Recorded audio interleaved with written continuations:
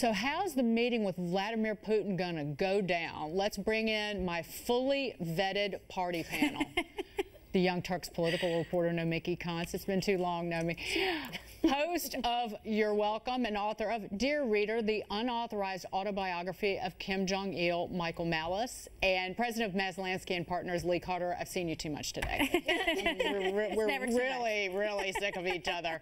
Nomi, to you first. I am expecting a full chest bump, although Putin is shorter than Trump, so that might be hard. So Putin might have to jump up in there, but what do you expect from this meeting? I don't think that Putin is going to allow Donald Trump to, like, appear taller than him. Can you imagine that? He's going to have to wear some sort of stilts. This man, first thing, he's not going to have a shirt on. We know that. He's going to show himself on a stallion. No, I think that this is... It's going to be strange. There's going to be tension there, undoubtedly. There will be translators because Putin doesn't speak English and Donald Trump doesn't speak anything but Trump. So I don't know what of substance is going to come out of it other than the symbolism of being there. So I think we should be paying very close attention to the imagery. Yeah, the handshakes and the, you know, maybe if you get who knows? If somebody has a face twitch and anything like that. But Michael, because the ambassador brought up the fact that there was, from the State Department, said that they basically want to get along with Russia. I think all of this is mind games. Like, I don't know what to believe at this point because it's like psychological warfare. I think if you look at healthcare not going anywhere and tax reform not going anywhere, where Trump has had his greatest success was in bringing war against the press, particularly things like CNN and other such agencies. And I think he's going to work with Putin to make the press lose their minds. And in fact, I'm not joking. He's done it very well in the last week. This is his core competency, and he's going to play into these leftist hysterics that Putin hacked the election, even though many of those ballots were by paper. So watch him and Putin talk about their press problems, and watch the New York Times and the New Yorker get apoplectic to the delight of middle America. You're right. You're absolutely right. And he finds glee in it. Yes. It's what Trump gets. It energizes him. It's like his energy source. It's my porn. Yeah. Exactly. You're a freak. Yes, I am. But he is like a marionette. He's a puppeteer out there orchestrating every single thing that he does, you know? And a lot of people criticize him so much for the tweets or for the way he's going after the media, but when in fact he's shaping the conversation. When he went after CNN, what are we talking about? We're talking about that. We're not talking about the fact that health care isn't getting done. We're not talking about tax reform not getting done. You can guarantee that the same thing's going to happen when he's meeting with Russia. It's going to be a little bit over here. You know, look, nothing to see here. And I'll make one more quick point. The more he tweets, the more people are going to be going to social media instead of to the networks, which means the more they're going to hear his message directly and make the networks look obsolete. I don't agree with you on the absolute. I think that there is a delicate dance. There is a relationship, a partnership between Donald Trump and the press. I really do. There's I think no that delicacy here. I don't think they're making money off of his outbursts. Oh, yes. Maybe Markets are going to do great. But I've always said this, that journalists are the worst cocktail of arrogance and insecurity, and they can't stop talking about themselves. I take offense to that. And he knows that. It's like milk of magnesia and gin. Earlier today, in a Q&A with the president of Poland, a reporter asked President Trump if he believed Russia interfered in the November election. The president suggested that it could have been Russia, then claimed that nobody knows for sure who did it. But then he blamed President Obama for not doing enough to punish Russia for meddling in the election. He was told in early August by presumably the CIA that Russia was trying to get involved or meddling pretty strongly with the election. He did nothing about it. The reason is he thought Hillary was going to win. And if he thought I was going to win, he would have done plenty about it. So should the president continue to blame the former president's inaction, or should he confront Putin on the issue? Michael, what do you think? This is a huge winner for him. You saw those hearings in front of Congress. Everyone on the left said we're going to have impeachment hearings by the end of July, and nothing really came of it. Even if it were true, for the perception is there's nothing there. The more he stokes the fires, the more he gets people to be apoplectic. Even if they're telling the truth, the fact that they seem so hysterical is going to turn people away from their cause and bring them toward his. I mean, when you look at what's happening right now with everybody saying let's go after Donald Trump for his mental stability, you know that you've lost the argument because you're going that far, you know, to an extreme. I just think that it's unbelievable that he is able to just stoke the bears and make these things and that's happen. a very Soviet way of approaching politics, to declare people unfit for office and then have them locked up. That's old school communism. I want the Wall Street Journal editorial page disagrees with you in a way, and they write about the Putin meeting ahead of it, and they said Mr. Trump should be angry at Mr. Putin on America's behalf regarding the hacking, and his apparent insouciance has played into Democratic hands. I just wanted to read that because I never get to say the word insouciance on Google that. television.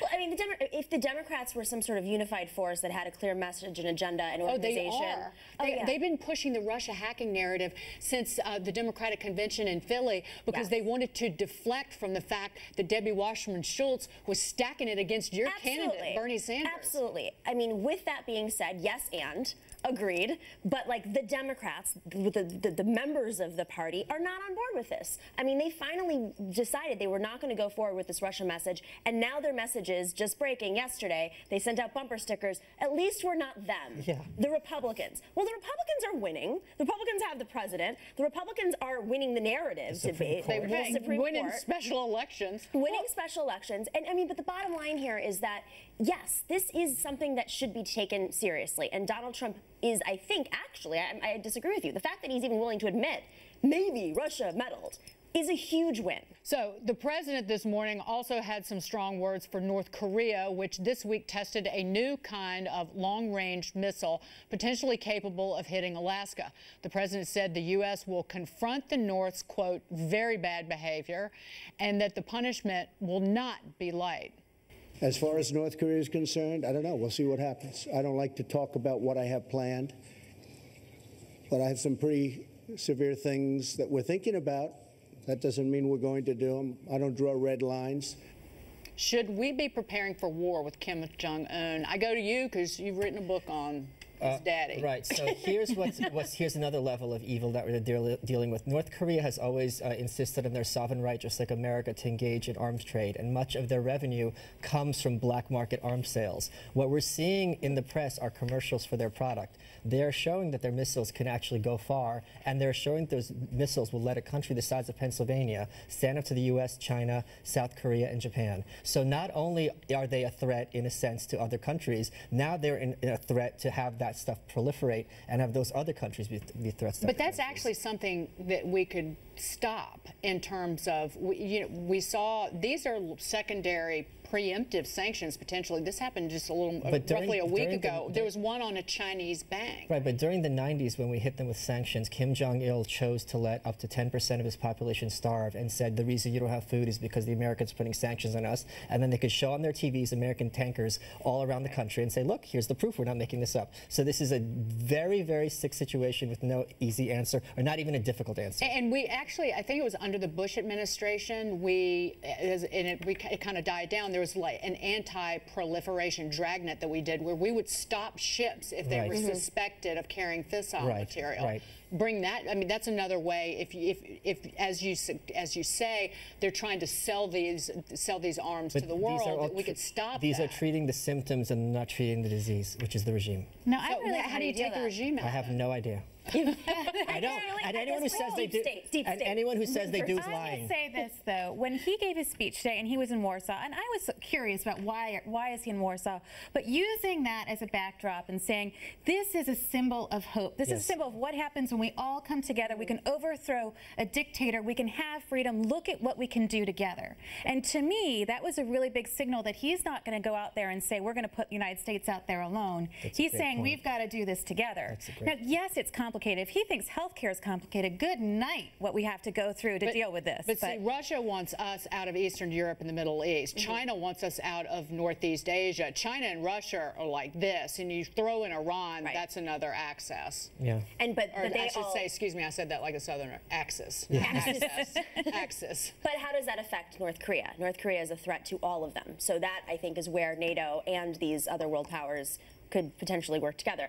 All I'm hoping for is this deep state. I really hope there's a deep state handling this because I don't trust that Donald Trump has the ability I don't know. to do so. China benefits greatly from cheap labor and materials But coming out of North they Korea. don't benefit from having tourists murdered and then having to defend on the world stage.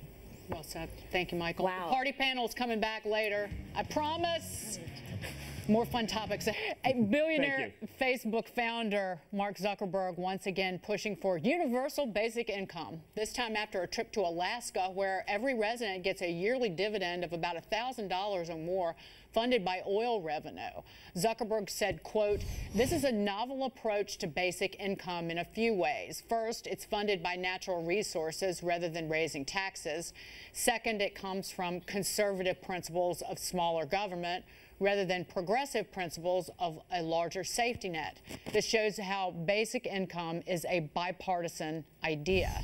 The tech guru gets to the heart of why universal basic income could be a political reality. It's the only economic principle that people as far apart as socialists and libertarians could perhaps agree on, and it's actually finding some footing in at least one state other than one other state. Hawaii just became the first state to pass a bill to convene a basic economic security working group, which is a big step toward a universal basic income.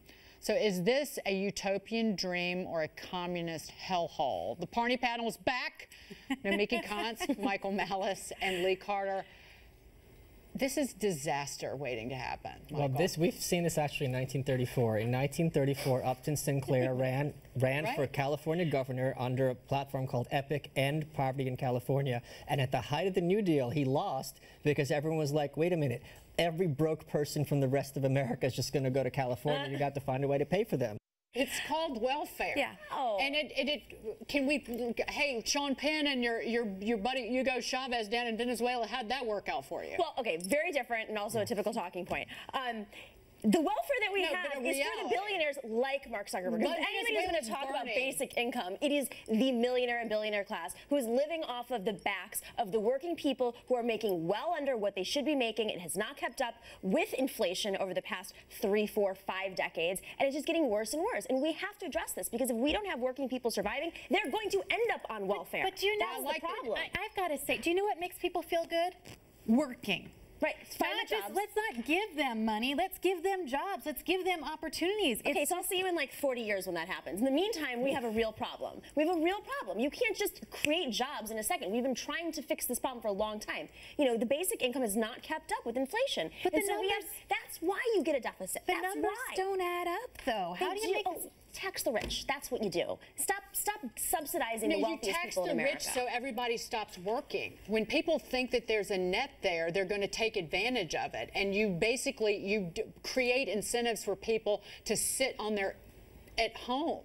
And $1,000 a year in Alaska is a far cry from a universal basic income, which would be something like $12,000 or something. Yeah, there's a big difference. And I mean, bottom line here is I think Mark Zuckerberg is testing his presidential run, which is hilarious. Reading that, we just read his perspective on this issue, just showed how flawed. It was like listening to no offense, a freshman in college write their first paper on universal basic income. And I'm like, you're running for president? Why are you in Alaska? Why are you in Kentucky? Why are you going to Iowa? Right.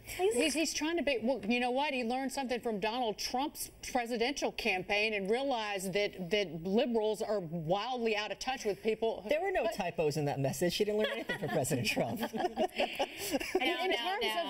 in terms of, who would have thought that a billionaire who was born in Queens, who has a giant, like, smoke glass and brass skyscraper on Fifth Avenue, would be in touch with people who lost their textile jobs in Southern Virginia? Donald Trump was. And so Mark Zuckerberg is like, I better figure out who these people are who live between New York City and, well, who live outside of the Silicon Valley. Yeah. He's done a lot, though, to go out there, communicate with people, get to know people. I mean, I don't agree with this policy at all, but he has reshaped Facebook, and he's talking it now about it being one giant community. He's trying to position himself as more than just a robot. And he's wily. He knows what he's doing. As those Winklevoss twins.